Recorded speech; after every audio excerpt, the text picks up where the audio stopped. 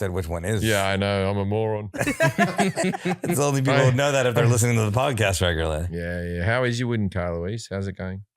The passenger side window doesn't go up That's anymore. all right. That's all right, damn me friends. Is it wooden windows? No. Also, your license plate is like completely off. Fuck kilter. again. I keep straightening. Every time I drive it, I straighten it out. But each pothole, it's Yeah, You gotta screw it in. It's because when he gets to 88, it goes into the future, and it's just that they're spinning around. I actually did put fuzzy dice on it today. So Okay. Yeah, I'm glad you did the important things. That's Mexican for testicles. Fuzzy dice. What is the fuzzy dice? There was the fuzzy dice revolution for a while, and then people went. The revolution. No, it was It's a renaissance. I'm older than a lot of you, not that Forrest, but there was a time where fuzzy dice was the ultra bit of fashion. And then there was the little tiny boxing gloves. Remember the little tiny boxing gloves? yeah. And nothing else has really had it. No, there was the a couple of dream catchers. the Crown air freshener. Remember those? No, but I'm saying hanging from the revision mirror. Yeah, it was a How minor did thing. fluffy dice get the monopoly?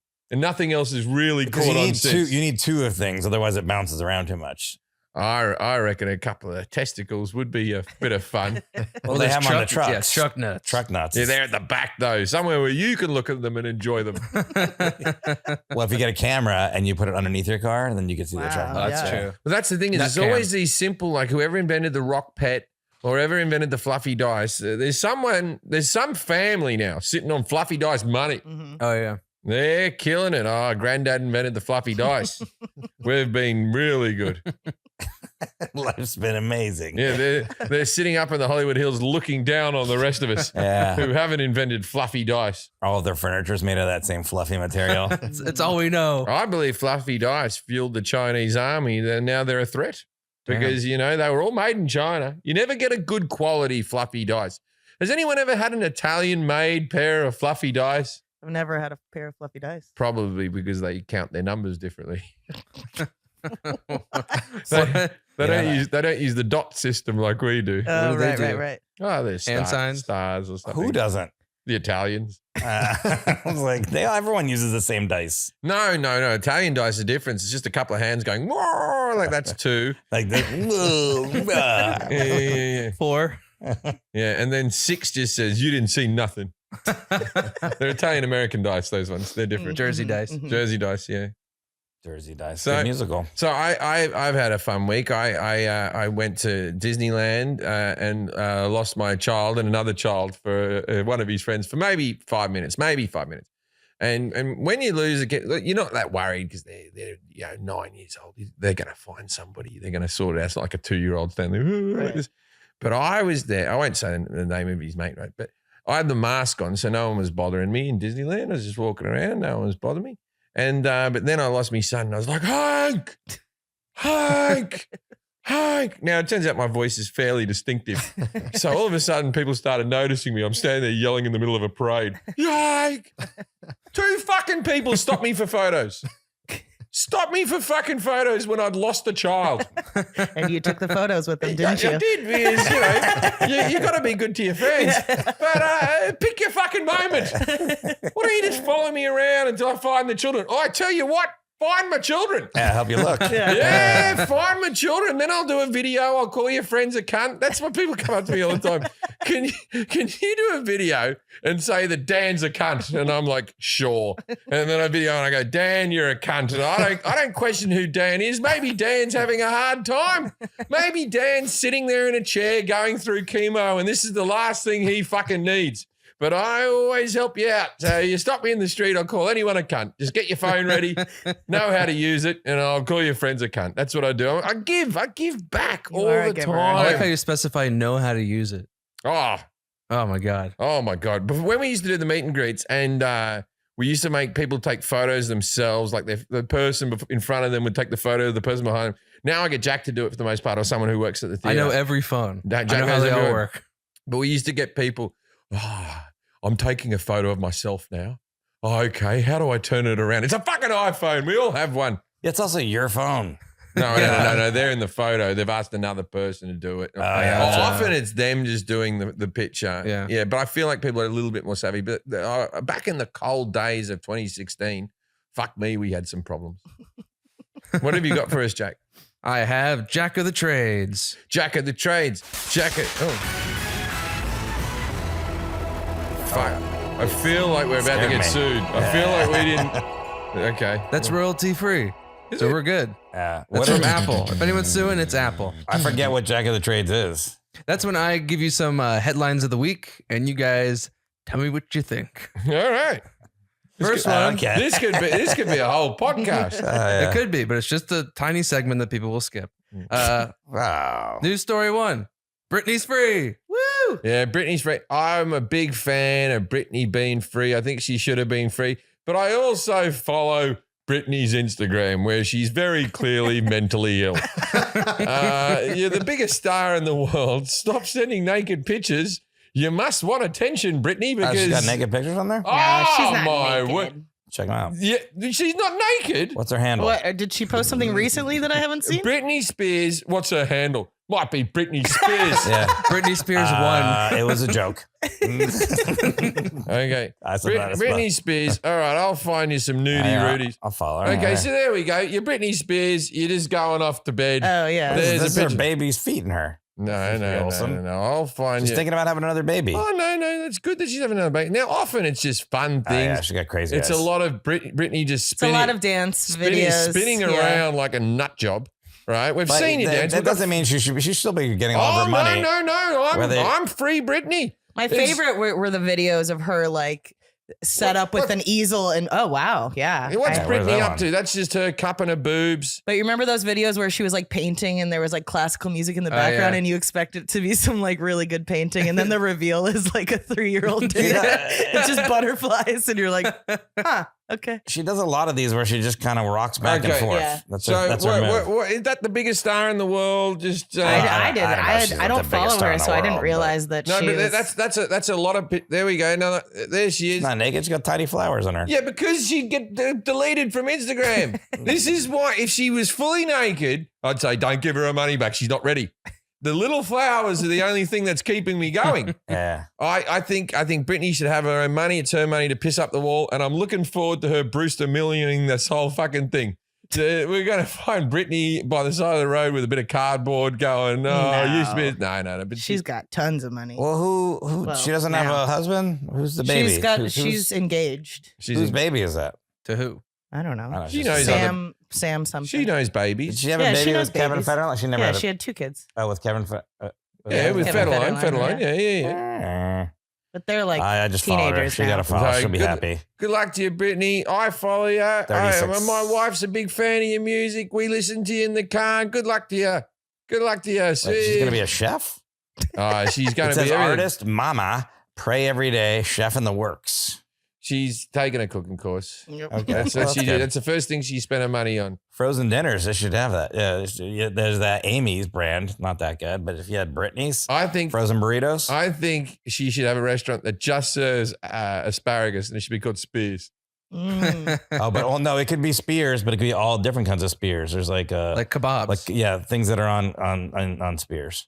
Yeah. Or the S'mores. end of your meal, when you fight about the check, you all get given a spear. Yeah. Mm. Good luck to you all. Free What do you Brittany. mean? What do we mean a spear? That's not. Like throwing spears at each other. Yeah, I think that's more of a Game of Thrones thing. It's not a real restaurant. Okay. Okay, what do we? So I don't know if you guys remember last year, but there was a I couple. do. I There forgot were- we were doing your segment. We were all. Yeah, that's a Forget good news we headline. were all home for a while. Don't know if you remember last year, but there was a virus. Ooh, daddy. Okay, next headline. But there are a couple sightings of around our airport, LAX, about a man with a jetpack. Hmm. And pilots were seen as they were flying in. They go, "What's going on with this jetpack guy?" And the FBI looked into it, and they finally got a good picture of the jetpack man. And it's a full body balloon of Jack Skellington. Right, Oh, so so it's it's just not a really balloon. a There's no jetpack. jetpack. There's It's no just a jetpack. balloon. Are you sure it's not Chris Angel? It might be. yeah. Well, he's not in Las Why, Vegas. why did they think he had a jetpack on his back? Because it just looks like a dude floating in the air. But Jack Skeleton's so thin, he doesn't look like he's got a jetpack on him. Oh, it was Jack Skellington with a jetpack. That's what I meant to tell you. did he Yeah. have a jetpack on him? He might have. That's how Okay. he was flying. Remember that Chris? Was it Chris Angel? No, who's the other guy? David Blaine. Yeah, when they made Shaq float over the. Shaq floated. He supposedly made Shaq float over a house, and then there was just a balloon of Shaq, I think. But that's the magic in there. No? I don't know about that one. I think it was Chris Angel. Mm. He's a good guy. It's an illusion. Yeah. Oh. We're gonna have the longest lunar eclipse in centuries next week or this week. It's gonna last 3 hours, 28 minutes, and 23 seconds. And the moon name, it's called a beaver moon. Wait a minute. Which a solar eclipse is when the moon crosses in front of the sun. A lunar eclipse is when the sun crosses in front of the moon. That can't happen. What about a total eclipse of the heart? When's that gonna happen? That's in 2 weeks. Oh. Oh shit. So what's I'm not a even ready. lunar What's a eclipse? lunar Is there a eclipse again? planet in the way? Turn around, bright. Okay. What's a lunar eclipse?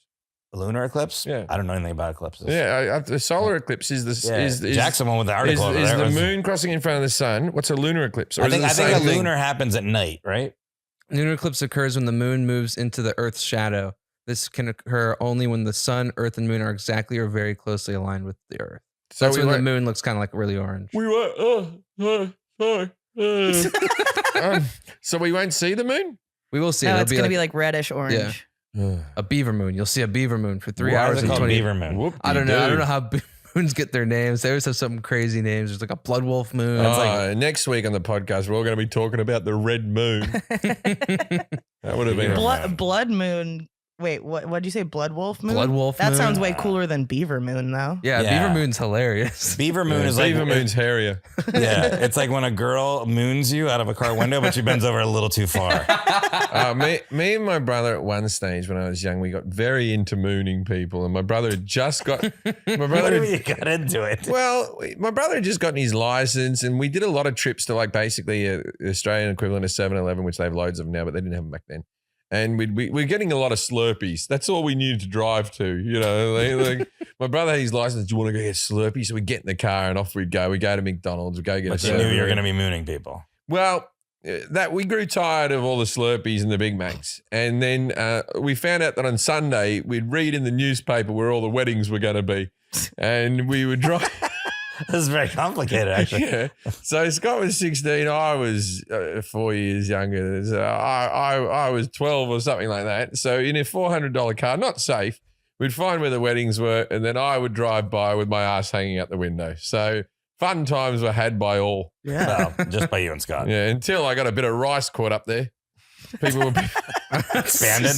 people were living there. Expanded and blew it up. That's how you get your hemorrhoids. But I like to think the people who I mooned as we drove by had a good time. They probably Yeah, went, most "Oh, likely. that broke up the ceremony a bit." You know what might be funny. happening now is people are hearing this for the first time, and now they're like, you know what? That was Jim Jefferies mooned at our wedding. If you had a wedding on the northern beaches of Sydney in 1990, you got yourself a mooning, ladies and gentlemen.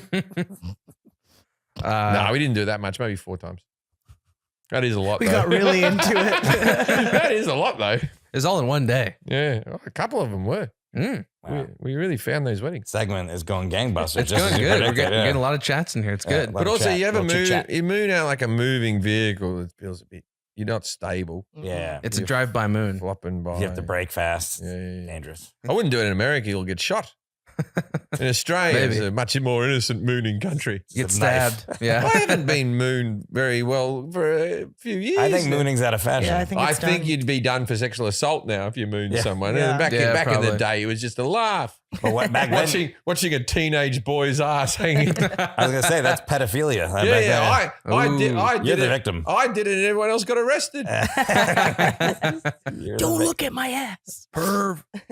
Russia's in hot water. Oh, which is Hot water. weird because it's so cold over there. They must have done something really wrong. Yeah. They Ooh. tested out a new Climate change. They tested out a new anti-satellite missile and blew up one of their own satellites, sending debris everywhere in space. And now it's orbiting. Everyone in the International Space Station had to go into their cubby holes or whatever for protection because it's like a scene from the movie Gravity when there's just space debris just flying around. So that's going to it's going to orbit the Earth for centuries. There's so What if much it blocks trash. the beaver moon? Yeah, we're going to see space debris in front of the beaver moon Oh, now, I thanks hope to it Russia. doesn't ruin So they Fucking blew up Russia. their own satellite. They shot a missile, I believe, from Earth. And what were they trying to? Were they trying to blow up their own satellite? They were to see- testing to see if their anti-satellite missiles would work, so they blew up their own satellite to not piss anyone off, but it's pissed everybody off. Mm. So Russia seems to do that. yeah, I feel like no one's happy with Russia. Right. I always think, because when I play Call of Duty or something like that, what it must it be like to be like German or Russian, and in every computer game or in a Bond film, Yeah. oh, what are we, the bad guys again? Okay. Do they have movies in Russia where it's like, here we are hunting down some dumb Americans? For They sure. must have some. For Probably. sure. I think China has some movies where Americans are the bad guys. Yeah, where it's just like some bloke just eating a hot dog, just rah, rah, rah, rah, rah. When I was in Disneyland, I saw one of the great. I've already told Forrest and what's your name, Jack?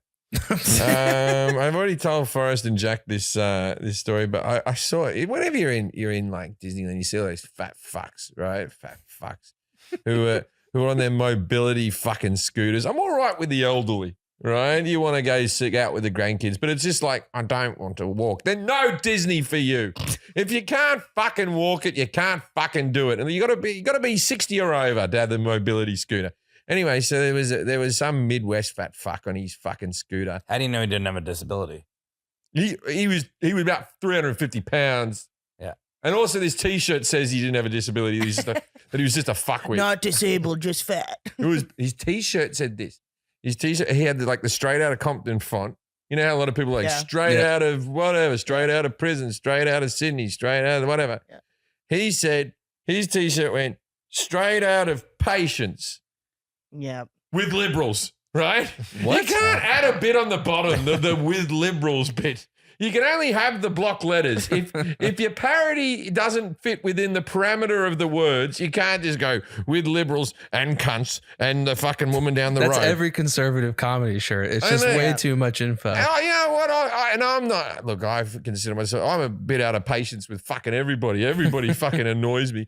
But I am out of patience with some bloke just sitting there going, "Brr, these liberals, right?" Like, what do you contribute, you dumb fuck, with your fuck? Anyway, he was in me way for a bit. Kelly, what was the That's T-shirt we right. saw in Atlantic City? Oh yeah, the first guy I saw in Atlantic City, his shirt said, "If you're not into oral sex, then shut your mouth." And I was like, "We're here." It's not even Yeah. a joke. That's just like, It's, just like kind of violent. It's like if your mouth is open, I'm shoving my dick in there. That was But I tell you what, you didn't say anything to him, did you? I kept my mouth You shut. kept your mouth and shut. our distance. Yep. You can't. You know, I told you we were talking about on the little private episode we did, which went very well. I enjoyed that. But there's a lady who's got the Jim Jefferies logo, the two J's back to each other above her arsehole, but written underneath it, April 18th. Oh, good on you. Good on you. You bloody you got the anal sex day above your asshole in a tattoo. Bit of fun. Russia's in hot water. Yeah. All right, I'll give you one more headline. You guys get to choose. Do you want a cool science headline or a fun entertainment headline? I want a fun entertainment headline about cool science. Ooh. Ooh, okay, I'll do my best. Give us both. Okay, I'll give you both. I'll give you the short one first. No, we only can do one. Okay, So I'll do both. I Don't let Forrest spoil you. I think the entertainment one's really short. Okay. Journey announced a new world tour with Billy Idol and Toto. Oh, cool.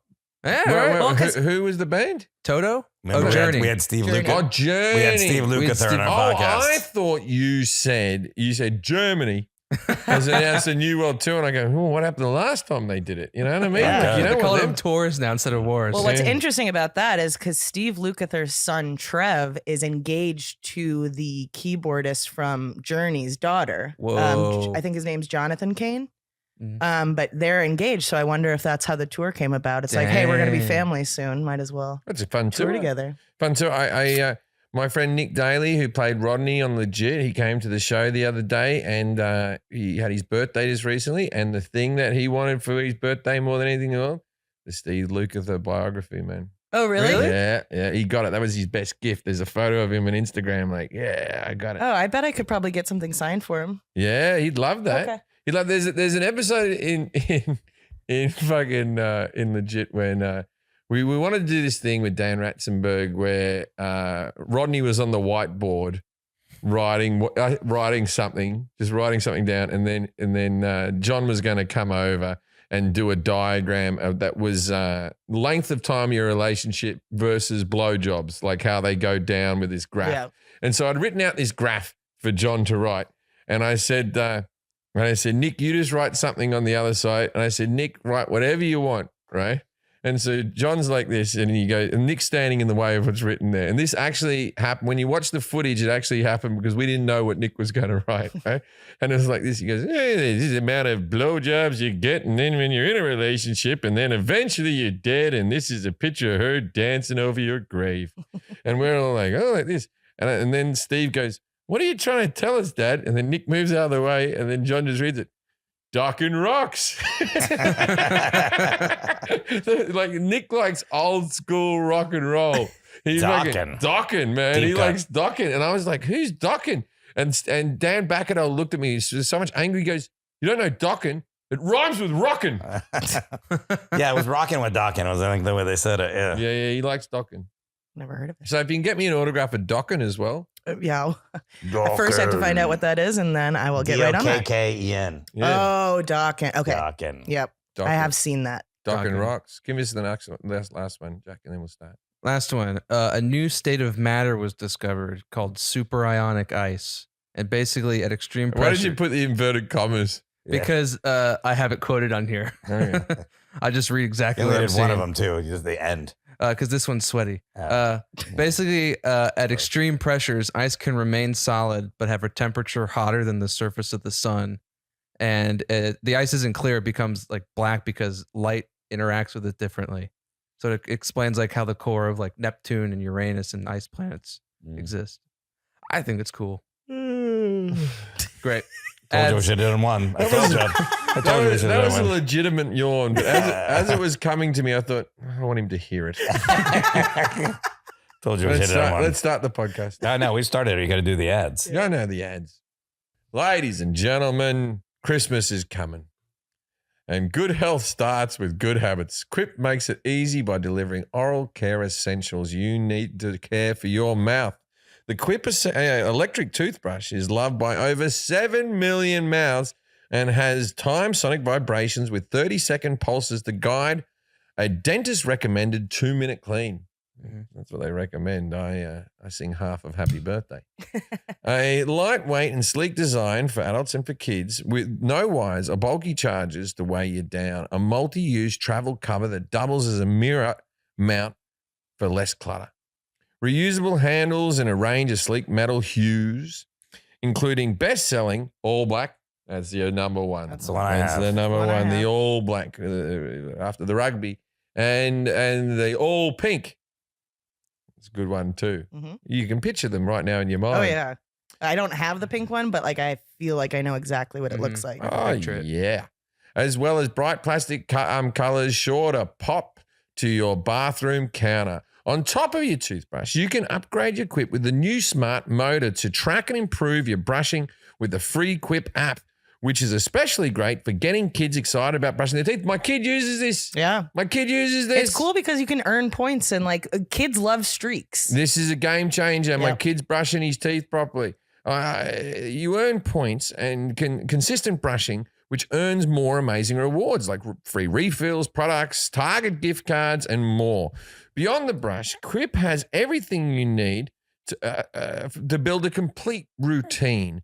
Anti-cavity toothpaste. Not like that cavity toothpaste. I hate cavity toothpaste. I bought that shit once. Fucking hell. It's just a bag of sugar in mint or watermelon that helps prevent cavities. 2 ways to floss. Floss string that expands to clean. Never. Amazing. Floss reusable picks that replaces over 180 disposable picks with every refill. I use the picks. I haven't used the expand yet. Yeah. I like the picks just because the string always gets so loose in your hands. I don't like the feeling on my fingers. Yeah. I'm a pick guy. Man. Refillable gum that is sugar-free and long-lasting mint flavor that comes with a dispenser, a gum dispenser. Wow. What will they think of next? Refillable mouthwash that is 4 times concentrate, plus good for you and good for the planet. With stylish, affordable electric toothbrushes starting at just $25, you won't be paying through the teeth for better oral care. If you go to getquip.com/I don't know right now, you'll get your first refill for free. That's getquip.com/I don't know right now, and you'll get your free refill for free. Your first refill. That's your first free at quip.com/I don't know. Well, those were words that you said. So. Spelled GETQUIP.com/I don't know. Quip, the Good Habits Company. People have gotten a little too used to wearing sweatpants. We've been stuck indoors. You're wearing your sweats. Replace the suit that's been gathering dust in your closet, because a lot of the suits, I had a lot of suits from the Jim Jefferies Show and stuff like that. Some of them have gone out of fashion. Dusty. Some of them gone out of fashion. Wow. And give them to Jack. And bring back a great style. It's not just about looking great. It's about feeling confident and standing out. There's never been a better time to upgrade your look. Indochino's Black Friday event has the lowest prices of the year on suits, shirts, underwear, and more. Outerwear. I said underwear. Outerwear and more. Plus, you'll save even more by using the code IDK. IDK. I don't know what it stands for, but that's the code you use. I don't know. I don't know about that, Forrest. No, I don't know. Well, then you read the ads. Who's on first? Okay. It was really easy to get my custom order. All I had to do was Jack came over, measured me a bit. The inner seam was quite the treat. It was really easy. I just visited the website, put on my measurements, and my pants were made to my custom specifications. They fit perfectly, plus the prices are affordable, unlike custom wear. So you can look your best without breaking the bank.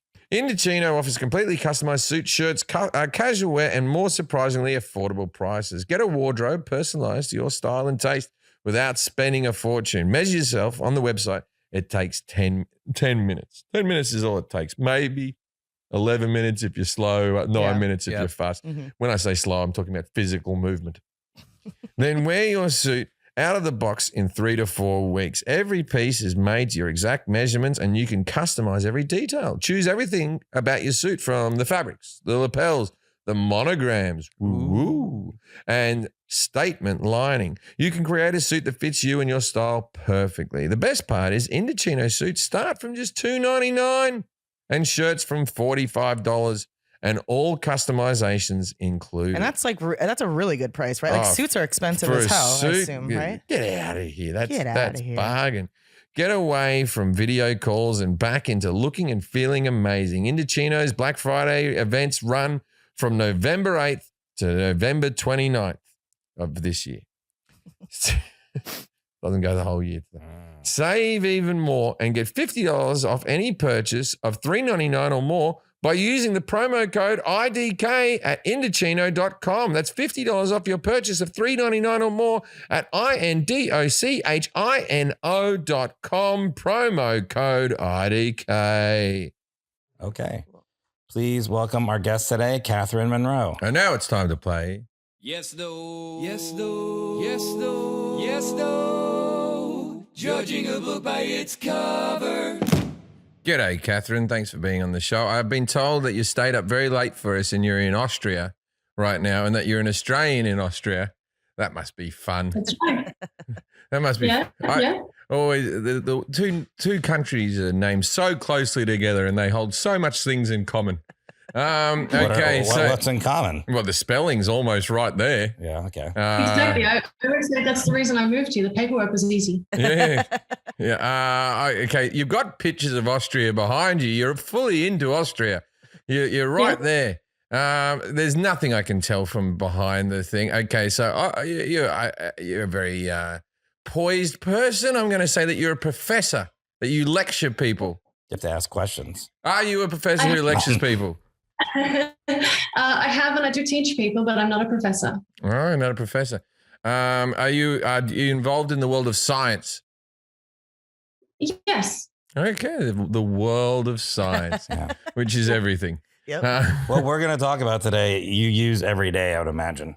I guess so. I don't know. The Hello Tushy 5.0. Exactly. I was one of the principal research and developers for this. All right. The fact that she used the sentence principal researcher developer means that she's involved in something more interesting than stand-up comedy. I'll tell you that much. All right. Principal, something I use every day. Is it a product?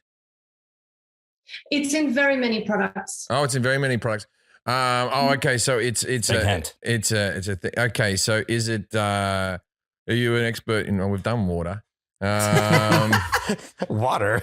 Yeah, water's in everything. Everything's Sure. some- Okay. I guess. Yeah, that's true. You use water every day. Look, she's drinking it right now. How do maybe they- it's water. Maybe it's water. We haven't done water. Oh, you mean we've done Water water quality. quality Yeah. with okay. How many different episodes of water can you do? Okay. How about this? You have a car where it's very heavily used. Oh, gasoline. No. So now I know what car you must have. Yeah, I have a muscle car. It's not it's electricity. No. Yeah, it's another. You have two cars. I have two cars. Yeah. The electric car Yeah, the electric car. made by our old buddy Musk. Musk, Tesla. She's an expert in It's- Tesla. It's what she's going to talk about is very involved in that car. Wheels. Okay. Ooh. How have we not done the wheel yet? The wheel Well, that's seems not what we're the, doing today. the I'm- first I'm- invention. We should chat about that. It's going to take too long. Today we're going to talk about artificial intelligence. Yes. AI, they call it. Yep. They do. Yeah, AI. He gets 1 point already. let me. I know a girl who was in the movie Artificial Intelligence. Frances O'Connor. I haven't met her in many years. Sounds like you know her. No, Good a friends. girl I dated back in Perth 25 years ago was friends with her, and then so I met her. But anyway, that's neither No here nor points there. for that. All right. Haley Joel Osment was in the film. Let me introduce Catherine. Steven Spielberg directed. It was a Catherine- movie. Catherine Monroe is a data scientist and data science ambassador working in the e-commerce domain, conducting research as well as corporate training in AI, machine learning, natural language processing, and data science. She has a background in computational linguistics and deep machine learning. Catherine worked in research and development for Mercedes-Benz and the user voice interface team and completed her master's at Germany's prestigious, I don't know if I'm going to say this right, Fraunhofer Institute. Fraunhofer. In Fraunhofer. Stuttgart. Yeah. Specializing right? in building natural language understanding systems. Minus 1 point. Catherine is a speaker, moderator, writer, and editor. She is education lead for Women in AI Upper Austria, part of a global network aiming to increase the diversity of voices in AI, and a volunteer mentor at Female Coders who run free tutorials teaching women how to code. On social media, you can find her at Catherine A. Monroe, and Monroe is M-U-N-R-O, no E at the end, and then Instagram, Catherine A. Mabel. Different last name? Amabel. Amabel. Oh, Amabo. Is that- Okay, sorry. A's not the middle initial. Hey, Mabel. What? No, it is. It's Catherine A is your middle initial, right? And then Monroe, because that's her Twitter. No, it's pronounced Michael Jaffox. All right. Well, I'm sorry. I'm the worst. Thanks. I'm here for you, baby. All right. Well, we'll have those up on the screen too, and they'll tag them. Everyone will be able to find it. All right. What we're gonna do?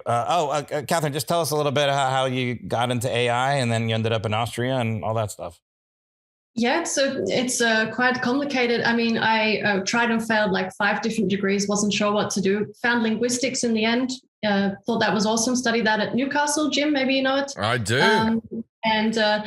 Studied that and then decided I wanted to specialize, did some research and found this thing called computational linguistics in Germany. So I went there to study that and had some connections across the border in Austria. So I came here to work. And, Forrest used to shag a bird in Newcastle. Okay. You say that every time it's brought up. No, we're not gonna. How many times has it been brought up? Many times. Anytime Newcastle is brought up, it's not Newcastle's brought up every episode somehow. I can't remember us bringing up Newcastle. No at more all. stories. Okay. So I'm going to ask Jim a bunch of questions about artificial intelligence. And at the end of that, you can grade them on accuracy 0 through 10. 10's the best. Kelly's going to grade them on confidence. I'm going to grade them on et cetera. If you score 21 through 30, AI. 11 through 20, AI. 0 through 10, AI. Thing is, they stand for different things. Yeah, I imagine. 21 through 30, what do you think it stands for? AI. 21, that's the best score? Yeah. Actual intelligence? Ooh, That would have been a that's good. good. We can make it that. I was going to Yeah. say artificially intelligent. Yeah, actual intelligence. What about AI 11 through 20? Intelligence. Okay, that's better. Yeah, I was going to say Allen Iverson, but all right, 0 through 10, AI. Asshole intelligence. No, that's pretty good. All right, we'll switch them to that. Ass, and then actual. Okay, all right, cool. Thanks for writing those, Jim. No worries. All right, what is artificial intelligence? Artificial intelligence, many times referred to as AI. Artificial intelligence is when you make a computer start to like have things not for itself as such. But what it does is you put intelligence into You're making Jack laugh for some reason. Huh? Why are you laughing so much, Jack? What do you mean? Why is no one else laughing? Jim's giving it his best, all right? Do you want to move down to this mic? You Nah, can move that's down- good. okay. So it's like your navigation system in your car. That's like the peak of it. And then That's the peak? Yeah. That's the peak of artificial intelligence. When And they GP brought out the fucking TomTom, man, I thought we're in the future now. That was the thing. I used to work at a Stratfield Car Radios place in Australia where I sold mobile phones, and they brought out the navigation system. We couldn't sell any because no one believed that it would work. Right? It was like a $7,000 thing you had to put in your car. all right. And then I used to make the joke. I go, you use a male voice or a female voice. The female voice will give you the wrong directions. And we all laughed, and then no one bought it. In which domains is AI used? What? In which domains is AI used? In computers. Ooh. And that's where it's used. Name some types of AI you interact with every day besides your navigation system. Speak and spell. Still Every day you do that? Still use that. Okay. How do you think my spelling's improved? No, your laptop would have a bit of it. Siri, she's artificial intelligence all day, right? She's there. I like when you get excited, you thought of something. fucking All day. Alexa, they're all women, the artificial intelligence. No one ever goes, Brian, turn on the lights. What is an algorithm? Well, I could give you an algorithm to tell you what the algorithm is. Algorithm is the different, when people are coding in computers, right, and they're typing all those different things, it might look like gobbledygook to you, Forrest. But when I see it, I go, ooh, they're making the game Pitfall for Atari. Okay. How do machines learn? By us inputting things into them, by going, here's a bit more information, and soon what will happen is the computers will start teaching each other, and then we're fucked. Like, we're speaking to you right now. You seem like a very nice lady, but you do know you're about to kill us all, right? I've seen the Terminator movies. You're the bit where the Terminator comes back and he has to kill you because you're about to kill us all. Okay. We'll skip this. We'll get back to this other question. What is deep learning? It's that's when you're high and someone says something that spins you out, and you go, "That's bloody good, man. That is good." Okay. What is the Turing test? Alan Turing. Oh yes, Alan Turing. I know you've seen the movie, so Yeah. you're like, he made the first computer. He was also a homosexual, and you don't get points for that. yeah, but that might be the test. Yeah. This might be if a good looking bloke walks by, I go, "Ooh, he's all right." Did Okay. I pass? Did I fail? Well, It's all your perception. That's the question. What is a Turing test, and do you think you can pass it? I don't know what it is, but I do think I could pass it. so give me some confidence, Kelly. What is the Chinese room experiment? Be careful. Oh God! Thank God this is not the live Yeah. podcast. First of all, the room's made up of folded paper. And it's whether you can get out of it with two sticks. I have a lot of questions here. I think I should just skip ahead. We'll get to all these questions. Don't worry, Well, I Catherine. think you're already going really, really fast. What it is it's the same as the cat in the box test, right? So is there a cat in the box? You don't know either way. Is there a Chinese person in the box? What do you do? What is an AI? Schrodinger's cat. What is an AI winter, and are we in danger of another one? An AI winter is There's no way you know any of these. No. An AI winter is when you go, oh God, it shouldn't be cold this time of year, but it is. Okay. And it's like, but you start the sense like this. I reckon it's too cold. Okay. Oh wow. What is the difference between weak and strong AI? I don't know why I'm asking any of these. No. Okay, so weak AI is the stuff that we have to input the information, a la the speak and spell. Strong AI is where it's like your PlayStation. You go to bed, you come down, it's downloaded a game for you. You haven't even fucking done anything. It's updated all of Call of Duty. Okay. That's some strong ass AI right there. What is, quote, the singularity? That's You've heard that term, right? Yeah, no. It's a dating page that Jack goes onto. That's not a bad name for an app, honestly. What was that, Catherine? I knew he would say something like that. She's a fan of the No, show. no, I knew it was going to be about Jack. Poor Jack. No, it's fine. How does? He was suicidal. That was right the now. saddest I've ever heard you, Jen. No, That's it's fine. Yeah, singularity. It's very hard because he's the only person on the app. I Okay. made He it checks too. in every day. All right, there's me. Swipe left. We'll get to all these, but I'm gonna skip a few. Well, how about this? How does playing Floor is Lava help advance machine learning research? All right, okay. This is easy, right? Yeah, Because sure. it gives the machine some parameters that it can't. If you go the floor is lava, the claw that picks up things. A lot of the AI is claw involved, right? If you watch a car going made, they go through the thing and there's all these things with claws coming out. That's if you look at Terminator 2, All right, next question. they had to eliminate that hand. It's all claw based. And so the claw, Your time's up. you can pick up things, but not on the floor because the floor's lava. So those claw machines where you pick up like the Oh, that's the very stuffed basic animals? AI, Kelly. Okay, That's very basic AI. That's I weak. just, That's just wanted weak to make AI. sure we had that in here. It's weak AI. The picky up machines, All right. weak AI. Yep, Let me ask you a couple more here. How does Amazon's Alexa and other smart devices understand what you want? Well, for me, I find it very difficult because they haven't figured out my accent in this country yet. So they figure it out if I do an American voice is how they really figure it out. Okay. No, because keywords. It's all about keywords, and that's how the machine learns for us. Thank you. So if you go, Alexa, turn on the lights, they hear turn lights, and then they do a bit of guesswork, right? They go, oh, So they turn them off. Oh, whoops, that's not what I wanted. no. They go, turn, and you go, oh, he just had the lights off. Probably turn them on.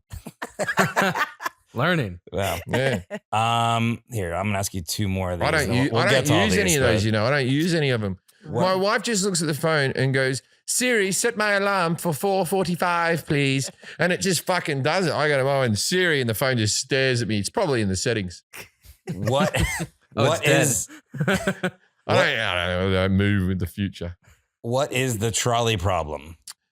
You want a hint? Yeah, it's that fourth wheel that always goes a bit wobbly. That's a different broadcast. Yeah, sorry.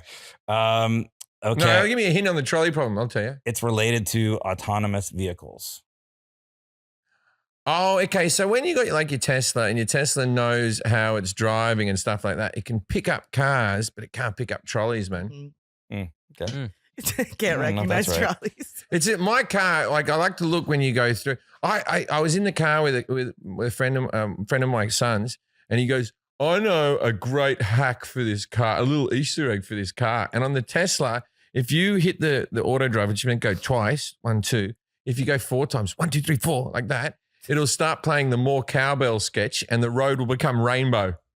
What? Yeah, I'll do it for you on the way home, Jack. It's quite a trip. No way. Yeah. It'll do that. And I was like, oh, yeah, what's your Easter egg? Just tap it 4 times. I'm like, I'm trying to drive here.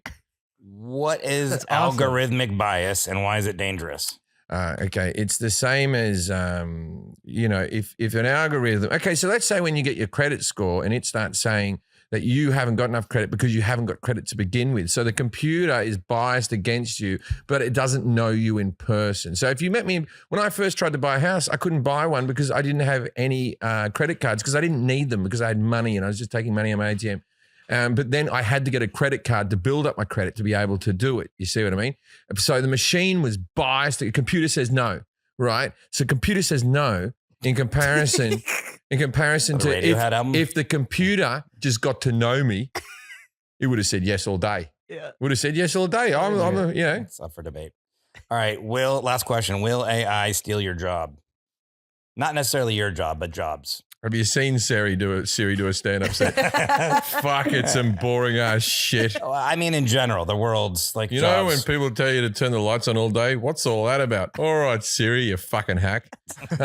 It will steal many people's jobs, yeah, eventually. And some jobs have already been stolen. Eventually, so we're going to have AI is going to start driving the trucks for us. As soon as we have the trucks driving for us, then we stop having the truck stops. And then these little towns are going to die because the truckers aren't going to stop there, but our deliveries are going to get to us more of the time. We're all going to become Wall-E. Wall-E is the future. We've already got the fat thing down. We're already being fat. Oh, you mean the people in Wall-E, not Wall-E itself. Wall-E was the robot, right? Yeah. Yeah. Wall-E's AI. Wall-E's fucking with his emotions. said Wall-E earlier. Picking up garbage. Also, he's just a rip-off of Short Circuit all day. He was small short circuit. Okay. Catherine. Short Circuit was AI. Short Circuit. Put that in there, yeah. Okay, so- He started to get feelings. Yeah. Short Circuit. Towards the end, he was dying and we were all worried he was just a fucking robot. Fucking Short Circuit, man.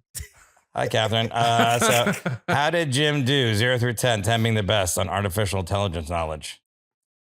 Look, I know people are always a bit too nice to Jim on this show, and I would really like to. I'm sure you did your best, but it wasn't great. Right. You made up some points on the last one, so I will give you a 5. Wait. Which last one? Short Circuit? The truck. Last question. He had a couple of buzzwords in there that were kind of getting on the right track. 5. Well, see, this is I know, I'm still being nice. this is the thing with AI. I don't have to know much about it because eventually it'll do it for me. Mm-hmm. Eventually, AI will give me the knowledge that I You need. should have said at the beginning and we shouldn't have asked anything. 10. Yeah. How do you do on confidence, Kelly? 12. Yeah. Yeah, he was yeah. extremely Wow, that's confident. 17 total. Alan give me Turing. give me the Turing test right now. I don't know what it is. You don't even know what it is, yeah. Oh, I can do it though. Okay, so that's 17 points. If I know it, then I'll get a perfect score. Yeah, that's probably I'm true. going to give you a 1, All right. and et cetera. That means you have 18, which you're, What we got to start doing is we got to start giving me some type of monetary punishment for doing badly on these scores. Ooh. Well, don't do that. Well, I don't we'll give know. you that There's- scores then. There's got to be something for Negative me. 200. We'll It's do gotta be Bitcoin something- every week. Yeah, Bitcoin. Yeah, here's some Ethereum. Scribd. Huh? Scribd. I'm a big Good. fan of the Scribd. Reading is good. It's good. But getting a book to read to you is even better. Read to you. No, not with the technology I know. With Scribd, you get instant access to millions of ebooks, audiobooks, magazines, and more. You also get thoughtfully created editor's picks and smart recommendations based on what you read, which makes choosing your next book that much simpler. I love that Scribd. It looks at the books you've read in the past and suggests titles for you based on your interests. That way, you don't waste your time scrolling through trying to find something that just jumps out at you. It'll jump for you.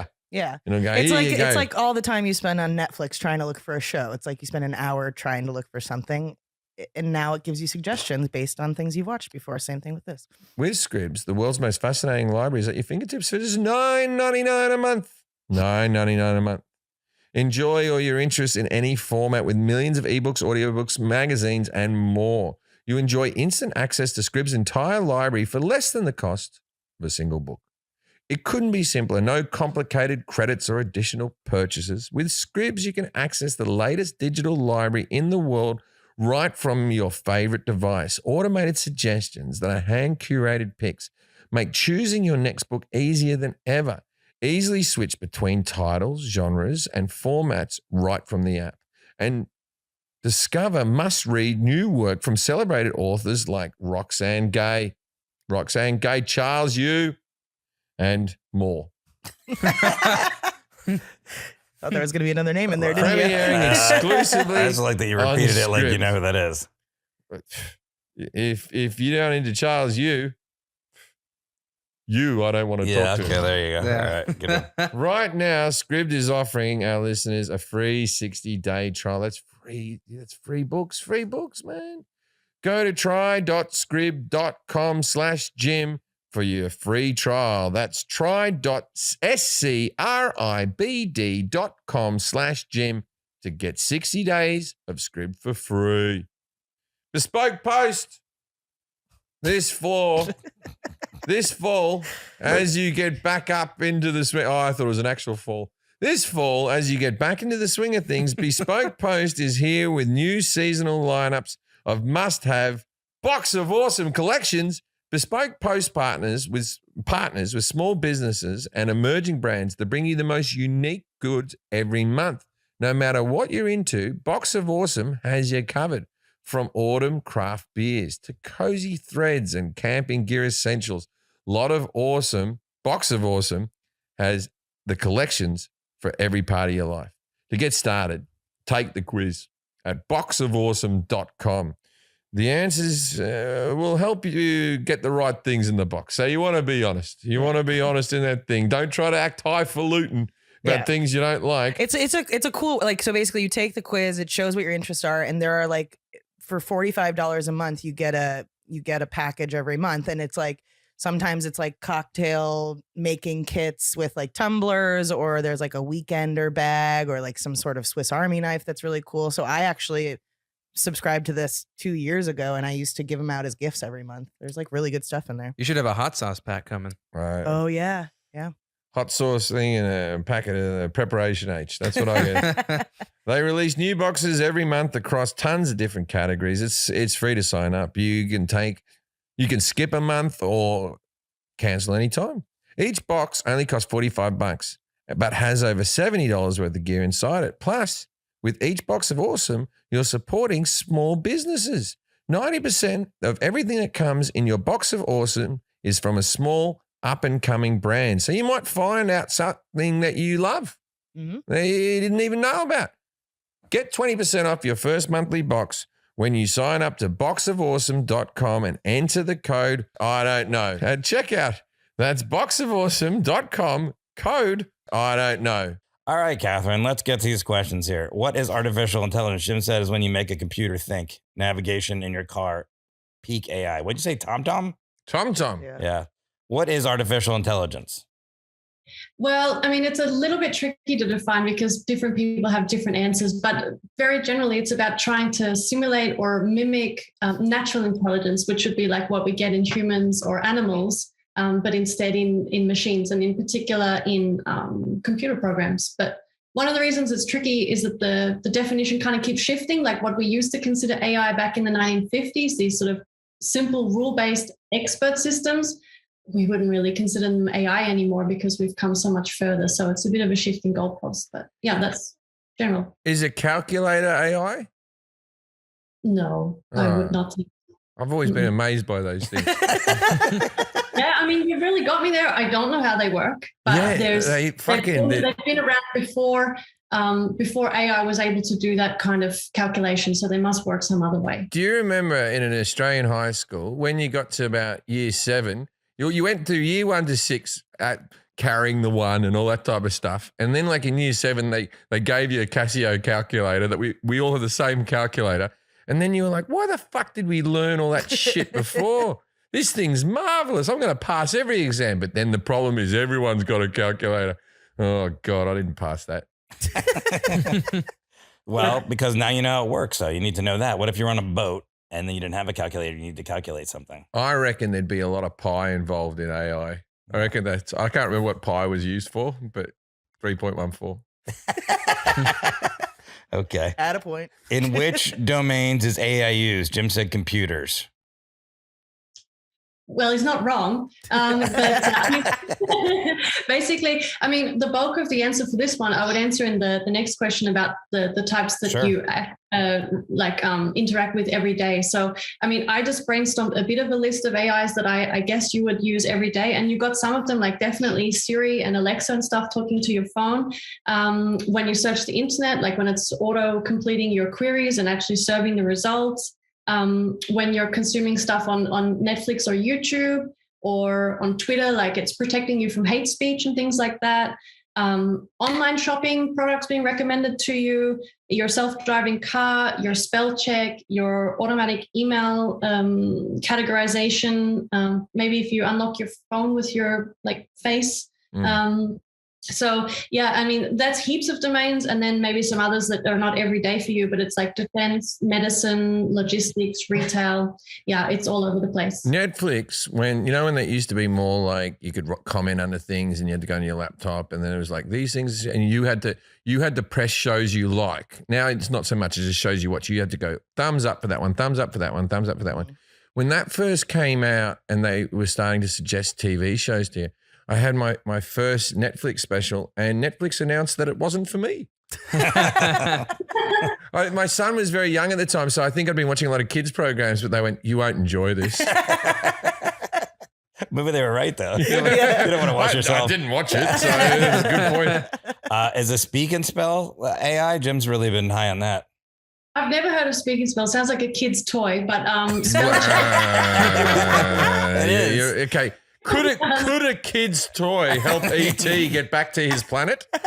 I don't think so. That's how he phoned home through a fucking Speak and Spell. It's a tool. Well, he used as an interface.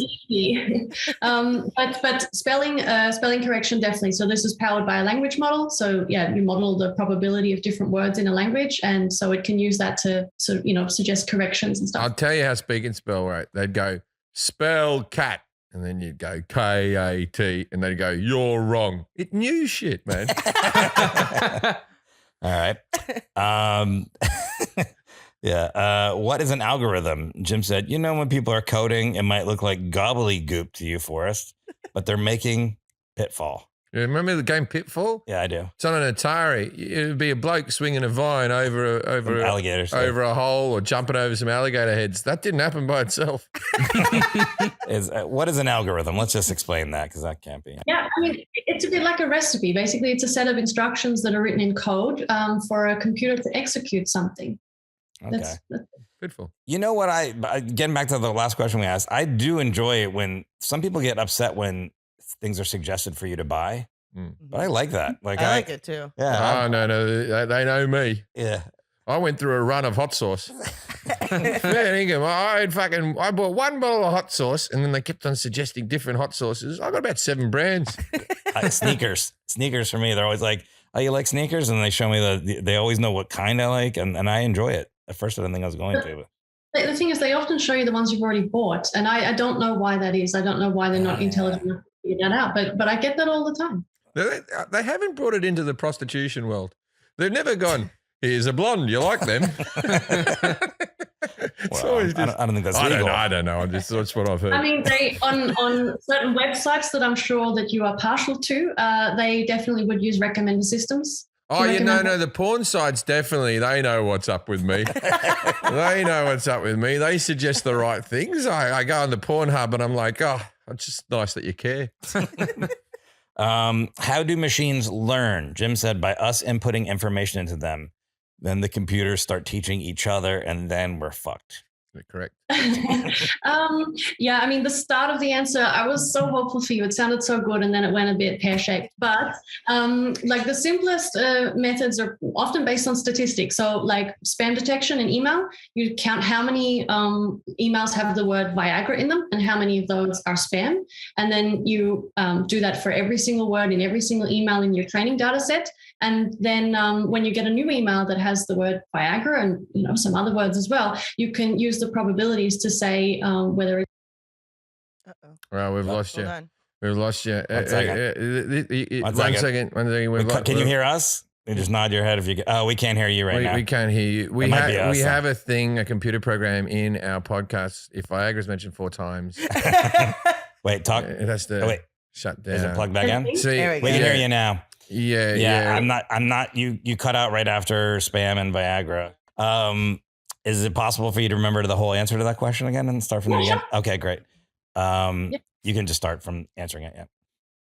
Yeah. So basically, the simplest methods are based on statistics. So, for example, spam detection in emails. What you do is you start by counting how many emails have the word Viagra in them, for example, and how many of those are spam. And then you repeat that for every word in every email in your training data set. And then you have probabilities. And then when you get a new email in that has the word Viagra, for example, you know the probability that this is spam or not. And that's a simple approach. And then more complex approaches is where I thought you were going in the right direction. It's kind of about learning from seeing the answers. So we give a model a bunch of data points and ask it to produce an output, and then it's wrong. But you show it how wrong it is. So if it's trying to predict a number, you say this was totally too high or totally too low, and then it tries again and again and again, until eventually it has learned to basically model this input data. And then you can give it new examples and it will do a pretty good job, if it's been trained enough, of predicting the output. We didn't ask you this, Jim, but what is a neural network and when were they invented? Do you know what that is? That's your nerve system, man. And it's a network? Yeah. It's. But we're talking about AI. So what's a neural? Yeah, it senses when you're down or when you're happy. All right. I don't know. Catherine, what's a neural network? When was it invented? Well, the nervous system is kind of on the right track. Like it's loosely inspired 6 by points. the biological. Fuck. 1 second. Lost We lost you it again. again. I blame Louise, man. What's going on? I think you can hear us, right, Catherine? Yeah, it just cut out. It's something on our end with a wire. All right, They're just fixing it. hold on. We got 1 second. We got Sorry about fucking- that. Wire. It's like we got 2 of the 3 stooges butting around with each other. We trying need to- some AI in fucking- here. This is why I'm not close to you, man. We just changed the wire out. Shouldn't happen again. Sorry about Yeah. that. So, Hey, with all the AI and all that type of stuff, how can't you guys get a wire that works? Like, I'm serious. Like, every iPhone charger works for a bit and then it stops working. We should have more people working on that. I don't know if that's AI though. That's It's just, all computers. that's a wire. Yeah, that's where it started. Okay. Getting back to neural network. So exactly what is a neural network and when was it invented? Yeah, right. So, well, firstly, I'll give Jim a chance to get a point. Do you think a neural network is a new thing or an old thing? This is a trick question, so I'm going to say it's an old thing. Yes, you're right. Boom, It sounds- shakalaka. Boom shakalaka. It sounds super new and modern, but I mean, the idea's been around since like the early 40s, and the perceptron is an early sort of version from 1958. So it's pretty old. But yeah, it's basically inspired by the brain. So, when we get a stimulus, light, sound, food, whatever, the neurons in our brain, like they get excited to a greater or lesser degree and transmit that signal on to the other neurons. And a neural network is trying to replicate this. So if you want to bear with me, I can, Sure. you can visualize it. Yeah. Mhm. So just imagine for me like 3 rows of 3 circles. Okay. Right, the Channel 9 logo. Right. Yes. Yeah, okay. And, See? Australian. I mean, this is one of the reasons why I love this show, because I don't get to talk to any Australians. I haven't met any for 5 years. It's been 5 years since I've been over here actually. So I never meet them. Right. So I like the references, the joint references. There's no Australians in Austria. You're the only one. I have, maybe. I haven't really seen much of the family. Didn't get a chance, and I don't meet other Australians. They don't come here. They go to London or They Berlin. keep her in or a something. lab. She's not allowed out of We it. performed there. Me and Forrest went and did shows We're there. in Meyerhofen. Come here. Mayorhofen. Meyerhofen, some small Meyerhofen, village, like a okay. small ski village. Yeah, you Yeah. wouldn't. It's not where they're doing AI. I think it's there. also a brand of bread. Not sure. Anyway, back to the Channel 9 logo. So yeah, you've got these 3 rows of 3 circles, right? And these are the neurons. And each one is connected to the next row of circles, right? Mhm. So this would be a 3-layer neural network. Mhm. So what you do is you give some input into the first layer. So it's just numbers. It might have originally been a picture or music, but it's encoded in numbers. You give this to this first layer of neurons, and they manipulate that signal a bit and put it onto the next layer, and they manipulate it as well and push it onto the output layer. And then again, it has a guess, has a go. It gets it wrong. And based on the strength of this error, you just sort of rearrange the strength of all those connections between the neurons. So how much of that information flows through, you just change it. And through trial and error and doing this thousands and thousands of times, you end up with a network that manipulates an input signal in such a way that the output signal is actually what you wanted. Like a Furby? Like Because a Furby, you're teaching him how to talk, and then by the time the batteries run out, it's really come to life. I forgot about Furbies. Yeah, Furbies. I wanted a Furby so Furbies is badly. AI all day. I always used to have a tic-tac-toe machine. I didn't always beat it. It figured out my algorithm. Yeah. I always went for the top corner and then diagonal that way, so I get the 2-way. But anyway. So what is deep learning, and how's that? Jim said it's when you're high and someone says something that spins you out. Yeah. No, it's much simpler than that. So I just explained like a neural network. Deep learning is just stacking a lot of them on top of each other, so it's deep. That's it. Yeah. And it enables the network to learn more complex functions between the input and the output. So something like language modeling, where a model is learning to take our audio input signal and then write words, like understand words. It's not very simple. So, some kind of deep neural network can learn a complex function like that, or machine translation, for example. Yeah. You can't get a computer high, Jim. Oh, yeah. Even if you try to shove an edible in it. What if they're the people and we're the computers? No. Edit that out. Fuck. Okay, here we go. What is the Turing test? And Jim just said, Alan Turing. Ah, yes. He made the first computer. He was arrested for homosexuality. Yeah. It cracks me up every time you say homosexual because you say homosexual. And He's no, a homosexual. I say it like old people when like everything. Yeah. And Jim, I said, do you think you could pass it? He goes, I don't know what it is, but I think I could pass it. He thinks he could pass the Turing test. So what's going on there? Explain to us, please. Yeah, I think Jim probably could. So basically, Alan Turing, he's a famous like mathematician, code breaker, computer scientist. And the Turing test was basically a thought experiment. So to try and devise a way to determine if the machine is intelligent. And the idea is like you have a human interrogator who is interrogating another person. Luis. Sorry. What are you going to do for your next job? Yeah, sorry. It just cut out again. Fuck. Sorry, Catherine. God. What's going on? Why does it have to be so complicated as well? It's just a recording into my. I don't understand. Sorry, Catherine. We'll get it fixed All hopefully. these cables to make us fucking talk. I'd be happy if we just put an iPhone in the middle and we all yelled at it. This is meant to make it better. Leave all this in. I want this all left in the podcast. I want you to listen to your failure while you're editing. I want you to have to sit through every minute of this and go, fuck me. It wasn't The Wire. It was something else. Like, Do you want this to be like the promo clip too? I like how you two are walking around like mechanics kicking a couple of tires. That you go, oh, yeah, it's probably the fucking Johnson rods or whatever they said in Seinfeld. You know what I mean? No, you're not touching anything. Neither of you are touching anything. Let him work it out, Jim. They're just pointing at each other. Oh, you moved the chair. That'll do it. It's a shorter cable. I think, It's because the chair's too far away. Oh, this will show us the way. Have you tried turning it on and off? Do Control Alt Delete. Oh yeah. This is gonna be fun to edit. Yeah. Oh, Jim said you can't edit it. I don't want you to edit it. Jim's gonna check it. I want the comments underneath here to be pure abuse, Luis. Right. It's so much fun when it's not you being berated, How many times did I berate you? Never. Yeah, Never. exactly. That's why it's always so much fun. Exactly, because I haven't put you in charge of a simple task. Well, it seems complicated to be fair. Are we ready? We're plugged in. Catherine, can you hear us? We hope this doesn't happen again. Can you talk real quick? Yes. Hey, we're back in. Hey. Okay, we were talking All about right, Luis, Alan. you're doing a good job. I was just teasing. We were talking about Alan Turing. I'm glad I get no blame. Do you want to leave that in there, Jim? Yeah. Sure. That was fun. All right.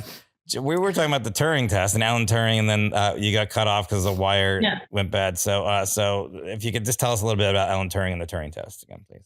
Yeah. All right. I'll start again. Yeah. So Alan Turing, as you know, he's a famous computer scientist, code breaker, mathematician. We should have got him to do the fucking sound. Yeah, maybe. He's dead. And the Turing test is basically a thought experiment as a way to try to figure out if a machine is intelligent. So the way that it works is you have a human interrogator and they're interrogating another human and a machine, but can't see those. And it just basically asks questions. And it's the machine's job to try to convince the interrogator that the other one, that the human, is the machine. And basically, if it succeeds in doing that, then we might say that that machine can think. So that was the idea of the test. And Alan Turing thought that by 2000, we would have machines who can pass it. We're not really getting close to that. So yeah, Jim, I certainly hope you would be able to beat the Turing test. How far are we from actual hoverboards? Like, I feel like 2015, Back to the Future, they said that was all going to be happening. They got a few things right. They got a few things missing. How close are we to floating cars, or is this not in your wheelhouse? It's not my domain at all, but I mean, Just have a guess, though. maybe 20 years or something. Yeah, But I mean, I've seen a lot of prototypes and stuff at the moment. Could end up being closer. The last few years, having the sort of progress has increased pretty rapidly. So, and everyone's been shocked by it, like especially with the sort of increased use of deep neural nets and stuff. So, I could be wrong, but yeah, I think it's still a couple. Serious question: how far are we from robots teaching other robots without us having it? Or how far are we from a robot inventing another robot, building another robot, and then so forth and so on? You're talking about Terminator? The domino effect. How far are we from Terminator? 2, not 1. That's actually the singularity that we were talking about. Yeah, we can jump ahead to that. Yeah. So basically, the idea of the singularity is this sort of intelligence explosion where the AI starts to be smart enough to create other AIs that are even smarter until the point that we can't keep up anymore. No one is really sure how long this will take or if it is even possible. But some people are scared of it, especially as we try to search for this thing called artificial general intelligence. And this is like people are trying to make an AI that's capable of many different tasks. And some people are scared that as we try to do that, we might hit this point, but nobody really knows. Okay, so how smart are the computers now? Are they as smart as me, smarter than me, or are they just still pretty dumb? Depends on the task. And again, we kind of get to one of the other questions about the weak versus strong AI. So a weak AI is really narrow, so exceptionally good at one thing. So there are plenty of tasks where there is no human alive who could be as good as that, like machine learning or calculations or different things like this. But it's super, super narrow, and they can't generalize at all. Then on the other hand, the strong AI is more broad and more general and can do lots of different things. And we're not very close to that. We're getting better with things like few shot learning and so on, and multitask learning, but where it's still a huge, huge problem. I'm not going to be worried until the automated phone thing gets you right. It never gets it right. You're always like, yes. Did you mean no? No, I said yes. And when that starts working correctly 100% of the time, that's when I'll get afraid. Yeah, no, I can't use those ones. Yeah, I just start yelling at them. Screaming. They added in typing now. When you say an answer, like, let me look that up real quick. Yeah, you're like, what is that? Yeah, that's annoying. Okay. Tamagotchis, are they going to progress, or are they? We're moving on. Have they reached? Feed them, maybe. Have they reached? You've got to feed them and look after them. Yeah. I had Tamagotchis. What type of pet did you have? I don't. Weren't they all the same thing? Well, you could have a little cat, you could have a little dog, you could have a dinosaur. I don't remember, but I do remember that I would like leave them in my mom's purse, and they would wake her up in the middle of the night. She's like, feed your fucking Tamagotchi. They'd starve to death. They would. Here's a question that we sort of touched on, Jim. But we didn't ask. Names a famous moment where an AI beat a human at a cognitive challenge, like so I'll tell you. Okay, so there's been some tic-tac-toe machines that beat people, and the chicken that can beat you at the fair. That's about AI computers. But then there's the machine on Jeopardy. There's a Jeopardy machine and I can't remember the name of the thing, but the guy that now hosts Jeopardy, and he's one of the chasers, he beat the machine. Okay, but what about AI beating a human at chess? But this guy beat everybody. Oh, the chess people, they always win, but the humans now. Wait, AI beats the people at chess? For the most part. Not always, but for the most part. Is that right? I thought it took a while for AI to beat humans at chess, or is it? Well, now it does. For the most part, the computers will beat you at chess. Oh. If it's trying. Yeah, I mean, I think the thing is like it's, algorithms that can play a regular player at chess and beat them. I think that's been around for a long time. But the first time that an AI beat somebody at chess, like a world champion, Garry Kasparov, was in 1997. It was Deep Blue from IBM. And then, IBM came back again with Watson in 2011. Watson, yeah. And so this one game of Jeopardy. And, if you want to spend a nerdy night in, you can see that on YouTube, and it's pretty cool to see the, it all processing. Why call it Watson and not Sherlock Holmes? Because Sherlock Holmes was all the fucking, he was always going, Watson. Like he was always telling Watson, I've got the elementary Watson. I've got an idea. Why name it after the second one? You never go, we're building a superhero computer, Robin.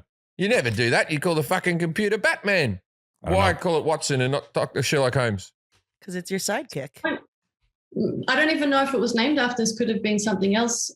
No idea. I mean, Google, the algorithm that ranks the search results on Google, it's called Google PageRank, but it's not because it's ranking the pages. It's because the creator is called Larry Page. Yeah. I just looked it up. Watson was named after IBM's founder and first CEO, Thomas J. Watson.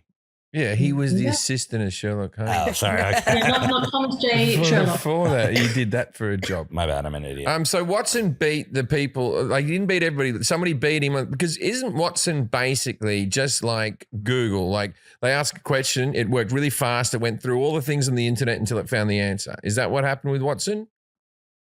I think there was probably lots of different components working together. So some natural language understanding having to take place, then some information retrieval, things like this. Yeah, a lot of different stuff. But yeah, Google is definitely based on similar kind of things. Like they built these knowledge graphs, for example, where like connecting nodes, trying to connect all the information in the world in different nodes and understand the relations.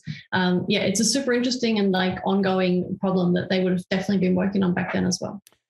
What is the Chinese room experiment? Jim said the room is made of folded paper.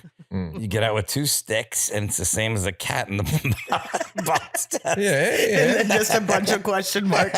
I was like, where the What's fuck a is cat he in the box test? The cat in the box is Schrodinger's cat. Schrodinger's cat. Schrodinger's cat. So the Schrodinger's cat. I might get this wrong. Showbiz cat. Yeah. What happened with Showbiz cat was you walk in, you go, there's a cat in the box, and no one's quite sure. You're not allowed to open. If you open the box, does the thing die? Or if you feed it, you tell us, Jack. What is the Chinese room experiment, Catherine? No, tell us the cat thing quickly. I got to know. It's annoying. When the box is closed, the cat is either alive or dead, and we don't know. So there's 2 like timelines that could exist, and we only know what it is once they open the box. That's like anything, isn't it? It is, yeah. Do you know cats only meow when people are in the room?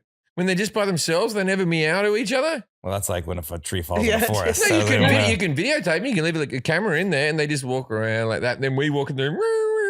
We all talk. No, get the fuck out of here, you needy cats. What is the Chinese room experiment, Catherine? Right. So this is the idea that like you have a person in a room and you're feeding them like Chinese characters written on paper, just slipping them under the door. And the person in the room doesn't understand Chinese, but they have instructions of how to like generate an output. Like if you get this, then you should write this. So rule-based system. So the person writes the output and passes it back under the door. And so for the person outside, they think they're having a conversation with someone who can speak Chinese, but that's not true at all. And basically, this is pointing out the flaw of the Turing test. So we can make things that seem to be intelligent, but they actually aren't. So that's, one conclusion you can make from this thought experiment. So neither of them know Chinese. So maybe the person outside knows Chinese. Yeah, they would know they would know it. And they get the impression they're speaking or writing with a Chinese speaker, but the person inside has no idea, is just following instructions. Did I mention the other day I was thinking about John McCain in prison? Did I talk about this the other day? No. So John McCain, he gets caught in Vietnam, and he's got another bloke on the other side of the wall, right? And I saw a documentary. I locked up abroad on it, documentary, and they tap on the wall. Tap means A, tap means B, tap means C, so on and so forth, right? And they kept on doing that to each other, and they were locked up next to each other for like a couple of years, right? Until they figured it out, right? But I always thought that must have been like a kind of a thing. They would be sitting next door to each other. Oh God, I have to spell the word zoo. And they never brought up pizza. Didn't even bother bringing up pizza. But wouldn't they like have really liked how we use like just those abbreviations now? Like, Morse code? Like you just got beaten up. Oh, LOL. You just got beaten up. You got tortured that day, and then you go FML. Is that it? Yeah, I just think that's artificial intelligence in a nutshell, man. Okay. No, but the thing is, it's not like artificial intelligence, but it is. It does show some kind of evolution of learning, and that is, one thing that AI might try and do. So you might try to put an AI in a situation where it has to try and figure it out for itself, and that's exactly what machine learning is about. It's learning for itself, as opposed to being programmed how to learn. Because they would have just kept on bashing in the wall, do you understand, do you understand, do you understand, until eventually, why, yes, came back. And then they're off to the races. So what's your name? They were next door to each other for fucking 2 years, and all they got out is, I'm from Cincinnati. Took a long time. But I will say one thing just to allay some of your fears about like AI taking over and stuff. Another conclusion you can take from the Chinese room experiment. So some people say it shows that thinking and intelligence is really biological. And, you know, this example in the Chinese room is not a replica of that. And because of that, we can never build intelligence. We can only try to copy it. And it's really, really hard to know whether that's true or not. But if that's true, then, you know, we might be okay. Do you, because you work in this field and do you ever get pushback from people in society who say what you're doing is wrong? Or is everyone like, this is awesome, well done? I don't get pushed back because the domain that I work in, it's not having any potential negative consequences on people at all. It's basically, we are in e-commerce, we're predicting how well products will sell. That's the bulk of my work is trying to, understand that. And we have various uses for those predictions. But I am myself interested in AI ethics, and I want to make sure that if I was ever in a different job, that I would be very, very conscious of these ethics, boundaries and so on. So I would push myself back, but luckily I don't have that situation yet. And when you put the AI into Mercedes, right? So what is that? Just the navigation system, or is that like? I was a work student in doing some very early research on. I know you voice. didn't do it by yourself. You don't have to go. No, but in the voice interface system. So I was basically doing more preliminary research, trying to understand whether you can identify character types, so like characteristics like maybe gender or age or something like that, from the answers people gave to certain questions. So it's nowhere near getting into the cars yet. It's really groundwork. Mm. What is an AI winner, and are we in danger of having another one? Jim said it's when you go, oh, shouldn't be cold this time of year, but it is. I don't even know how you got that. So what's an AI winner, and are we in danger of having another one? Is it dangerous? Yeah. AI winter is coming.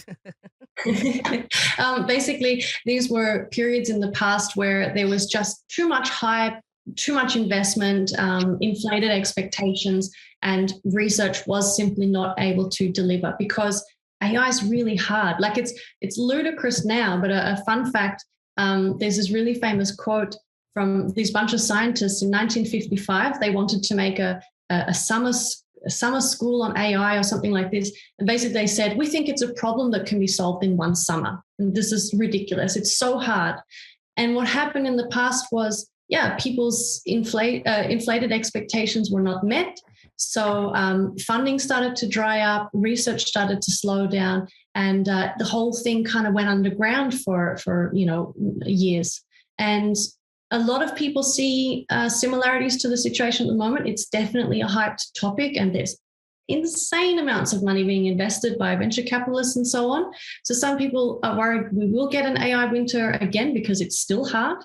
And others think, no, this won't happen. The ecosystem is a bit more robust now. But again, I've heard very convincing arguments both ways. So what I'm hearing is it's very hard just to throw money at the problem because, like, do you ever go back to the investors and they've asked you to do a certain task, and then you go back and you go, this is really hard. Like, is that basically like we had a go, but it's really hard?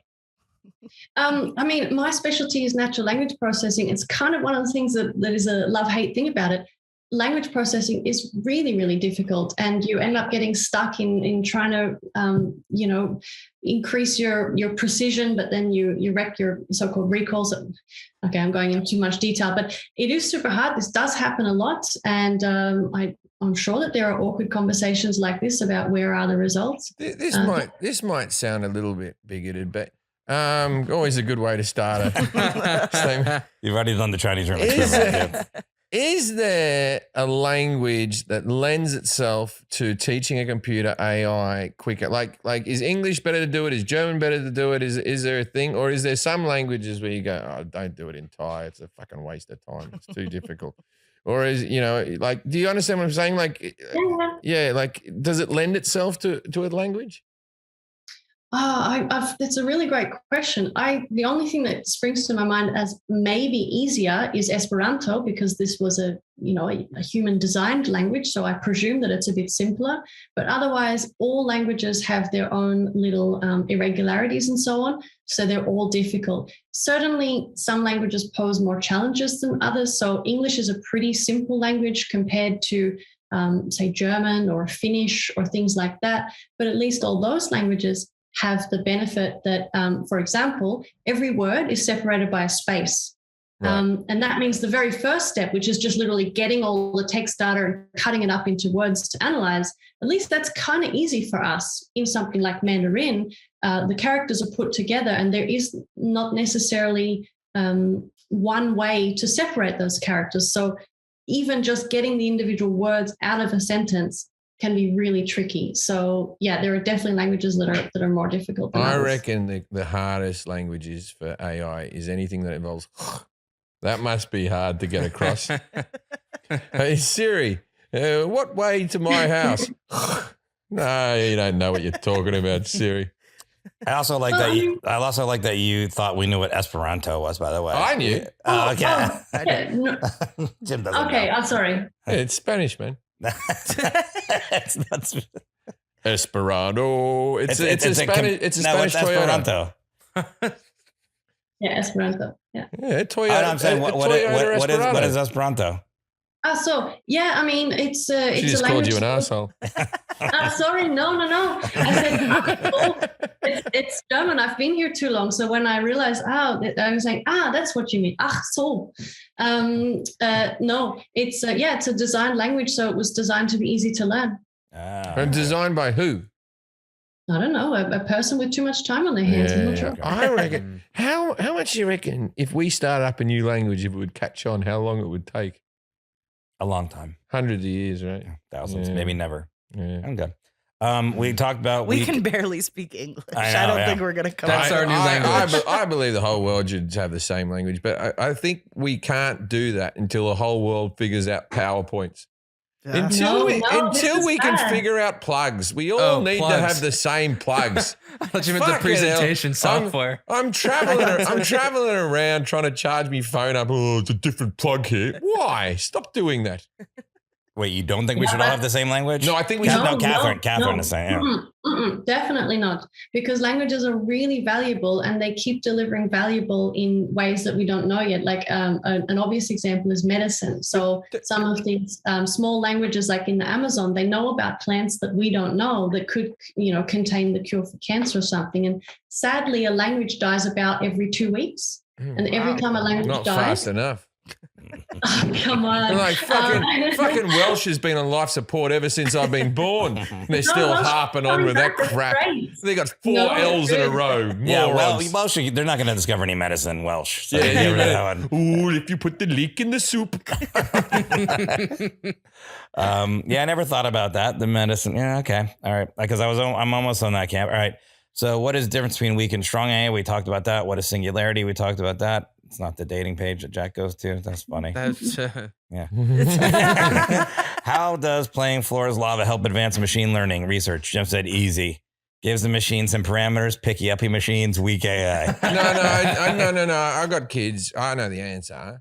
It's you make the kids play Flora's Lava. That kills a bit of time, and then you can work on the AI. They're out of your hair. Yep.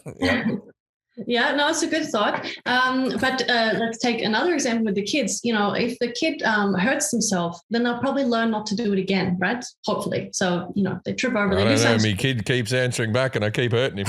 Oh, no. His birthday. I don't hurt me. Yes. But imagining that you had a healthy relationship with your child. Burns. And you were, your kid, he did something, he got hurt, and then he would learn maybe next time not to do it. And this is basically reinforcement learning. So it's another kind of machine learning. So what you do is you give the AI some kind of reward function that it has to maximize. And it might be a function like score a lot of points. And you don't tell it how to score points. You just put it in an environment and it will move. It'll do something and it will get you points. Yeah, or it'll get the points taken away, right? There's a cat in the And- box out the door. Sorry, Arnie, come here. Arnie, come here. Sorry. Arnie, That's how you know come if the here. cat's in the box. Come here. Get over here. Sorry. Come here, No brother. worries. Lots of fun stuff today. Come here, Arnie. Come here. Come here. Maybe, hey, Annie. See if I can He doesn't trip him have out. headphones Arnie's on. a robot dog. All Those right. robot dogs, they're shit, aren't they? Those ones they tried to sell us for years. The ones that will walk up and Boston Dynamics, yeah. fucking useless things. Wow. Jesus. I haven't fed mine in years. All right, Catherine, I'm sorry. Sorry, Catherine. No worries. All right. So tell me, what is reinforcement learning? Did you get it? Yeah, you keep giving kids rewards when they fall in lava.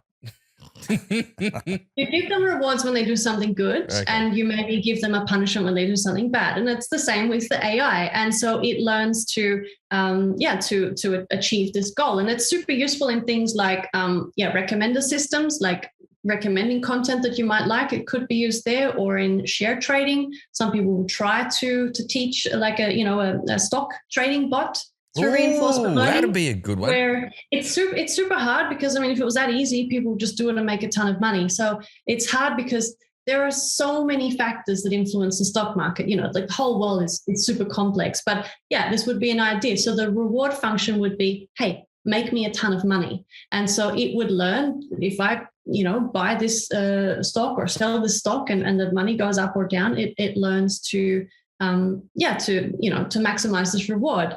And Flora's Lava is one kind of simulation that I know Google have used. They also do stuff like hide and seek.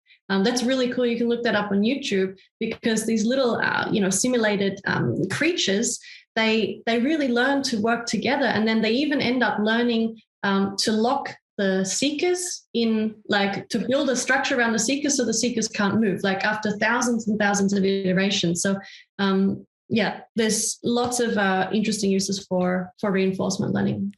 How far are we from like the Black Mirror, where like if I die before I die, I can download? All your questions are how far away are we from Yeah, somebody? that's what I want to know.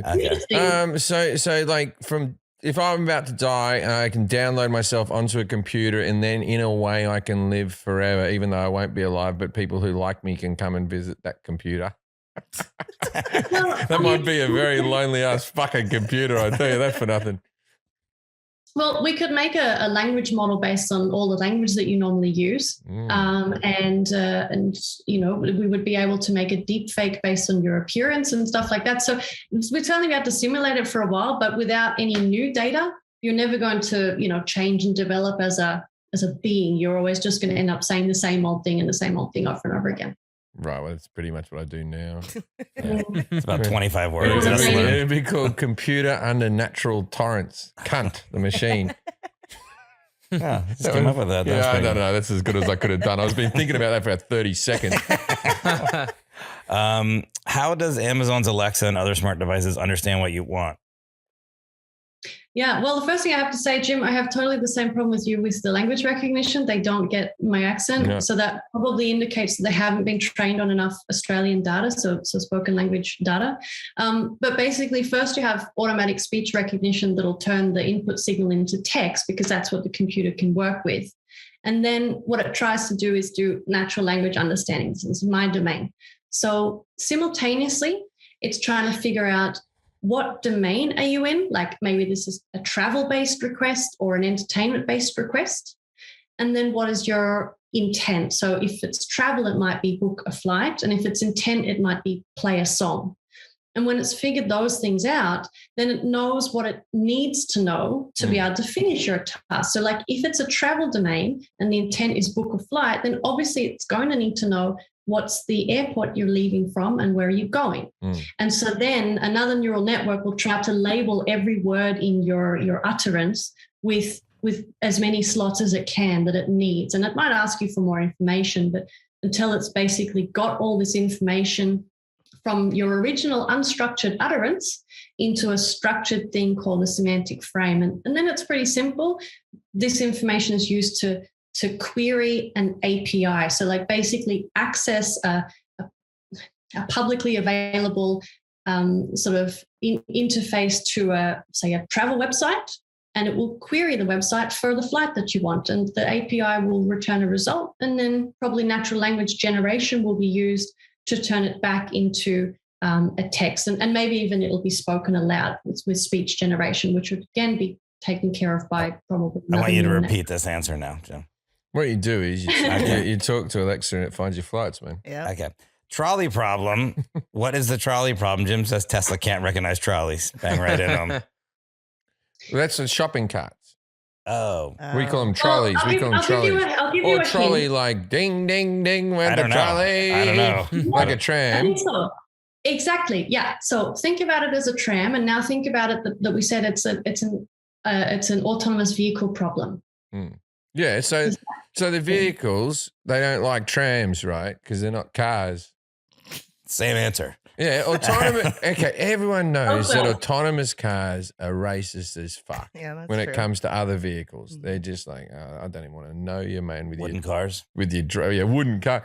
They wouldn't recognize Luis's car. I think it's a tree. Yeah, Luis's car runs like a clock. So what's the trolley problem, Catherine? Yeah. So basically, again, it's a thought experiment. So notice there's a lot of thought experiments here today. So the idea is you've got, this like old train carriage and it's out of control. It's going down the tracks towards, say, 5 workers on the track. So they would all Oh, be I killed. know this. It was in Yeah. it was in the TV show, the one with the Christian Bell in it. At the end, they had the trolley experiment.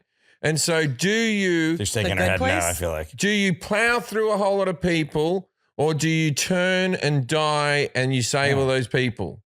They don't know Yeah. what yeah. Like, so the question before is like, if you flick the switch and direct the tram to just one person, you save a lot of lives, but then you actively kill a person. What would you do? And with autonomous vehicles, it might be something like, okay, if 2 children run in front of the car and the car could save them by swerving and killing the driver, what should it do? And a lot of people will take the utilitarian perspective, which is costs Greater the fewest lives. So they would say, okay, the fewest lives, that's the driver. You have to kill the driver. But the question becomes different when you say, okay, what if you're the driver? And they say, well, I want my car to look after me above anything. So it's going to those be... kids are dead as far as I'm concerned. It's going to be super relevant. Like, I think there will be so many big court cases in the future and stuff about I'd this. have It's to going know the kids, like if they're shits or not. You know how much a bumper on a Tesla costs? I do. That's 2 kids. Yeah. Here's the big question. Will AI steal your job? And it kind of goes back to what Jim was saying too. Like, how are we in danger of, not only that, are we in danger of AI taking over and Terminator? You kind of addressed that, but Jim says it will steal many people's jobs. It already has. We're all going to become wallets. All right. It's going to get worse and worse and worse. Soon, we won't even be interviewing you. We'll be interviewing a robot who tells us what to do. I reckon I could make a robot right now who could be a late night TV show host. Yeah, probably. Yeah, Netflix has put out some short videos of AI written stand up. And how do they go? Not good. But they still did better than Jack. No, they're not good. What was it? I don't know. They just released a bunch of videos with it. Like in The Simpsons, where they went, "What are those fools on Capitol Hill doing?" Like that. That's what you got to do. If you be an AI guy, you just go, our guest is next to this thing, and Trump, whoa, he said something stupid. There you go. That's all you got to do. Yeah, That's good. So is it going to steal our jobs? Is it going to steal our jobs? Not our jobs as such. Yeah, I mean, I don't want to flatter your ego, Jim, but I don't think an AI will be able to replace you at the moment. I think I'm irreplaceable. I don't think a computer could do what I am. I want to see a computer that can lay on a couch for 12 hours without urinating because it looks like it's too much effort. Yeah, I'm not sure about that, but or I don't know about that. But the creativity, also like empathy, so maybe nurses or things like that. Any jobs requiring a lot of human thought, they will be very hard to replace at the moment. The jobs that are maybe very repetitive, very manual, not very nice, these ones might be automated. But it's still going to probably take quite some time because, say the Boston Dynamics robots, they're amazing, but again, they're limited in what they can do. And the cool thing is that probably a lot of the jobs or the tasks that will be automated will simply leave room for the workers to do the more interesting and challenging problems. So like if you work in a help center for a bank and a chatbot takes over the really mundane, repetitive questions, you might get passed on the more interesting and tricky questions. So I'm not scared that it's going to take a lot of jobs very soon, but definitely some will be replaced. You made a great point with the truck drivers, and that's something that will happen. Yeah, because it will create some more jobs as well. It's going to definitely create new jobs too. Jay Leno is a bit of a name drop. Jay Leno took me to a place that the robots flip your burgers for you, right? It's got a spatula on the end of its arm and it waited and it got underneath, flipped the burger like that. I'll tell you what, though, with all that technology, couldn't put fucking cheese on it. They haven't taught a machine to lightly place the cheese on. You can do flipping. It could probably bring you a bun over to the station. The assembly of a burger. A human being has to do that. It's called Cali Burger. But I'll tell you, yeah, it's a real place. So I'll tell you where automation is good, where it's coming in, where for war. Before that, we're not really even training fighter pilots anymore because we got drones and all that type of stuff. Like whenever I play Call of Duty, I think to myself, I can't believe this is real. No, but I can't, like the people were running towards each other with guns. Now we just have robots fighting our wars for it. I think that's... Yeah, that's not how it works though. It's only good if you're the country that has the drones, but there's a lot of countries... And where do I live? Drone America. Yeah, I'm not paying all these taxes for fucking nothing first. Okay. I'm drone man. Rose makes a good point, yeah. This is a bit morally dubious where you're going there, but... that's because you're near Germany. You're like, oh, we shouldn't do this anymore. All right, look, this is the part of the show called Dinner Party Facts, where we ask our guests. It took me that long to bring up the Nazis. I'm surprised. Yeah, usually. I thought I would have done it right straight away. It took me right to the last minute. We ask our guests to give us some sort of fact or something interesting that our listeners can use at home to impress people on the subject. What do you got for us, Catherine? Yeah, I just wanted to say, like, AI is brilliant, of course, in certain domains, but it's also really dumb. And it can fail in really funny ways because it learns to like over rely on some spurious piece of information, some irrelevant piece, and really hang on to that. And this can drive it completely wrong so that it can't generalize. So, for example, there's a famous example where they were making a dog versus husky detector. And it was really, really good. It was really excellent. Sorry, I missed that. A dog versus husky? Husky, yeah. So in images, so it's an image classification. And it's trying to, I don't know the practical uses for this classifier, but I don't know either. Isn't a husky a dog? Is a husky something? Well, he means like that's the thing. That's why they would be doing it, because it's tricky, right? Computer dog versus real dog. Well, no, a husky. Some people would say a husky is its own kind of breed, like the wolf, closer to a wolf, I think is what they're, right? Yeah. So you're saying wolf versus dog? Yeah. Where's the robots involved? I'm missing this. It's very useful technology. So we're at a dog fight. No, but this is image recognition. And this use case might be very narrow. It's trying to tell the difference between a wolf and a dog. Yeah, okay, yeah. I'm with you. Okay, sorry. Okay, cool. Sorry, probably I said it a bit wrong. This is an awesome dinner party fact. You're going to have a great time repeating this. So, it's trying to tell the difference, and it was really good. But then the cool thing is we can use like model insights to try to understand what a model is paying attention to when it's making a prediction. And when they did that, they realized it wasn't looking at the animal's face at all. It was looking at the background to see if there was snow or not. So the dog versus husky detector was actually literally just a snow detector. And this happens all the time. There's a super nice example of they had an AI-powered a camera for a football match. It was supposed to follow the ball. The referee was bald. And it just kept following the referee. So you can really entertain yourself by looking up AI fails on the internet. But basically, AI is still in general really narrow. It's not great at generalizing, whereas humans, we are few shot learners, which means we can generalize really good, learn new tasks really well. And so this is why I think there's still hope for us. We're not dying yet. I reckon a difficult one would be old person's finger or carrot. What about hot dogs or legs? Hot dog or legs? Hot dog or legs, no, but that one tricks me. Well, the beach. They know if it's at a beach, it'd be legs. No, you ever seen the web pages hot dogs versus legs? No. You're not sure. It's always like people's Instagram photos of like there's the beach. I and know. the I know. sand. I've seen the hot dogs or legs thing. Like people Yeah, post but it, people do it on the beach like that. And you go, well, that's a nice or looking. swimming. If there's You water go, in the background, that's of a legs. nice looking woman. Hot dogs. Yeah. A lot of people bring hot dogs to the beach. All right, Catherine. Well, thank you for being here. Like I said before, you can follow her on Twitter at Catherine A. Monroe and on Instagram, Catherine Amable. Did I get that wrong again? Amabel. Amabel. I'm an Amabel. idiot. So it's AMABEL and then AMUNRO for Twitter. You could teach a computer to do that in seconds. But thank you for being on the show. Thank you. Yeah. Thank you for being on the show. Ladies and gentlemen, if you're ever at a party and someone says, oh, I got a computer that can recognize a husky, you throw them a bit of snow and go, I don't know about that, and walk away. Throw snow. Yeah. Wait, It's can I that say? time. Can I say the last bit? Sure. Good night, Australia. Good night. Oh, yeah.